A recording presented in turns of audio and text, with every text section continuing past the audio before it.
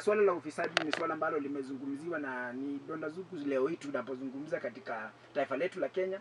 Na labda tu si kuzungumza kwamba mtu afaa kamatwe, lakini ukweli wa mambo ni kwamba ufisadi upo, si lakini hata hivyo pia tunafaa tujue kwamba labda je, suluhu ni kupunguza au ni suluhu ni kuhakikisha kwamba tunaweka mikakati fedha hizo zisifujwe? Labda ndugu Jonda, hilo ndio tutakuwa pia tukijiuliza. Bila shaka ndio masuala ambayo tunaangazia. Msikilizaji, wewe utakuwa unazungumza nasi maswali yale ambayo inazidi kumimilika humu ndani. Suluhu ni kupunguza ama ni kutafuta mbinu ya kuzuia pesa zisifujwe? Na je, is it right magavana kwenda kuandamana, kwenda mahakamani kutasaidia chochote? Itaweza kuwezesha serikali ya kitaifa kuweza kusema sasa hawa wamezidi, acha tu release hizi pesa. Wamezidi, acha hizi pesa zibakie pale pale, tuwapatie ile 335 billion ambayo wanataka. Wacha ile 25 ambayo tunakata tusiikate, ibakie tu pale pale, wapatiwe 335 billion.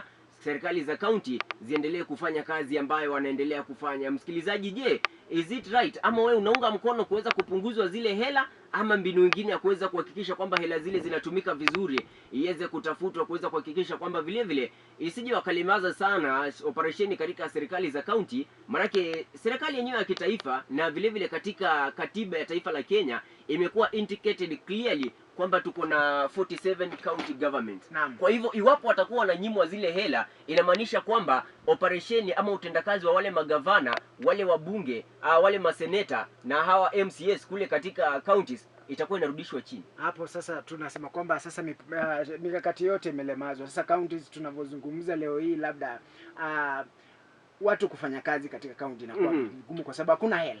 Hakuna lolote. Inakuwa ni hatari, na si kufanya kazi tu, hata mishahara labda ya wale ambao wanafanya kazi pale katika county kwa taarifa mwingine unapata imecheleweshwa, kwa wakati mwingine hata hawalipwi. Wengine wanakaa muda mrefu, unasikia tu mtu anafanya kazi county lakini kila siku yupo tu. Na wajua Mkenya akisikia kwamba hakuna mshahara, labda utachelewa kama venye hali ilivyo, nadhani watazembea sana. Sasa hili ni jambo ambalo labda anafikiri ndugu Jonde lafaa tulishughulikia, kwa sababu tunaelekea mahali ambapo labda hii vuta ni kuvute kati ya national government na county governments si nzuri, kwa sababu nyasi ambao ni wananchi sisi sasa wale wa chini huku chini tutayaona bana.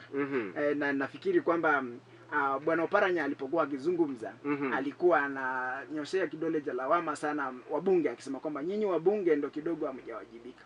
Lakini nafikiri pia vute ni kuvute kati ya wabunge la kitaifa na wale wabunge wa seneti, wale masenators, ndio umepelekea haya yote kufikia pale lipo.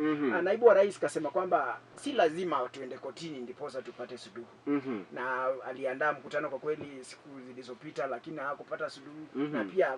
Na pia nakubaliana naye akisema kwamba kwenda kotini tu kutawanufaisha tu wale mawakili na wale ambao labda wataenda kuiangalia kesi hiyo, lakini suluhu lipatikane tu nje.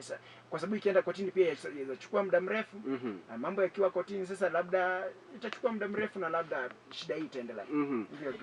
Msikilizaji, nambari ya kwetu hapa ni 0757037099 na ile 0781881285. Je, unadhania kwamba kuweza kupunguzwa kwa zile hela ambazo serikali za county zinapatiwa ni sawa? Na zaidi ya yote magavana kutishia kwamba wanaenda maandamano, kwamba wanaenda mahakamani ili kuweza kusawazisha kila kitu. Are they right? Wanafanya kitu ambacho kinastahili, ama kuna mbinu nyingine ambayo inaweza kutumiwa kuweza kuhakikisha kwamba kuna kuwa na flow of operations jumla tu kutoka kwa serikali ya kitaifa, serikali ya county, kila kitu ina flow smoothly na watu wanajukumikiwa ama wanatekelezewa wajibu wao jinsi ambavyo inastahili? Utakuwa unasemezana nasi pale katika nambari za kwetu zile 0757037099, 0781881285.